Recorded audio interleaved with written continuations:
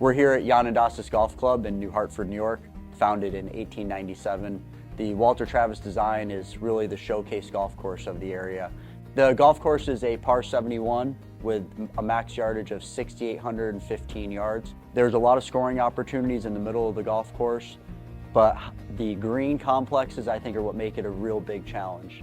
Putting is definitely the key here. I think the challenge will be making putts when they really matter, because there are some challenging holes. There's some spots that are on the golf course when you have 3 par 5s in a 5-hole stretch that I think you can do some damage, but the rest of it, you can really bogey or double every single hole out here. So the challenge is going to be off the tee, and more importantly, when you get on the greens. And then it's really just about small detail work. Bunkers needed a lot of work when I showed up. We started investing in those last fall. We went through number 5 greenside, redid all of number 5, new grass, new bunkers, but just kind of going through and fixing up the small details of the property, you know, cleaning up the fescue, cleaning up fairway lines, expanding a few greens here and there, but just trying to get those small details worked in. The flow of the round is very unique here. You kind of start with a pretty docile par 4, you know, that's 350 yards, got guarded by some bunkers, and number 2 is very subtle as well, and then it kind of kicks you in the teeth on number 3. And with that new tee box on number 3, number 4 is no picnic, and 5, 6, 7, and 8, those are some holes that you have to be careful. You're going to have a scoring opportunity on 6, and 7 looks like just a little uphill par 3, and it can bite you. And the tee shot on 8, I think, is going to be a very critical time in the tournament, depending on how you play it. If you lay it up short of the creek and have a long iron in, or if you hit driver over the creek, but then that brings in the fescue and that brings in the hazard area to the right.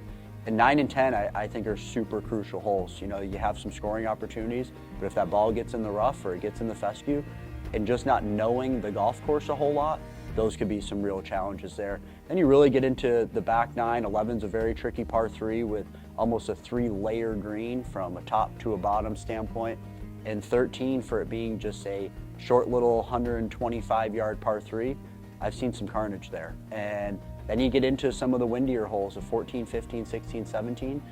You have to be very, very, very careful in some of those backside holes, because flag won't be blowing a whole lot, but that ball is getting hit by that wind for sure. And 18 is just a great traditional par 4 to finish. So we're really looking forward to that finishing hole and ending the championship in grand fashion. I think this course is transformed into hitting your lines on the tee shots, just having your windows, staying true to those windows, hitting them there, and then you know, you really want to not leave yourself with a short side miss. If you leave yourself with a short side miss, that's going to create problems. I think you just take what the course gives you, and the course will reward you back. I think that the event bringing the best players in the state here, you know, really, you know, you have those moments where it's like, back in my day, you know, back in my day, it was what you really look forward to. And some of these kids that got to play the New York State Junior along with playing in the State Am, those were the best months, because you really got the best of the best at every level of golf. Yeah, I think it was very important for us to bring back a men's championship like this. We take a great pride as a club in the fact that we have such a close tie to the New York State Golf Association. I mean, if you talk to any member here at the club, they're extremely excited about the connection that we have with the Golf Association. We feel very close to the Golf Association, and so it was important for us to kind of get back involved with the Golf Association. The last men's AM that we hosted was in 2007. We thought it was a good time to bring out the best players in the state to showcase those changes that we've made.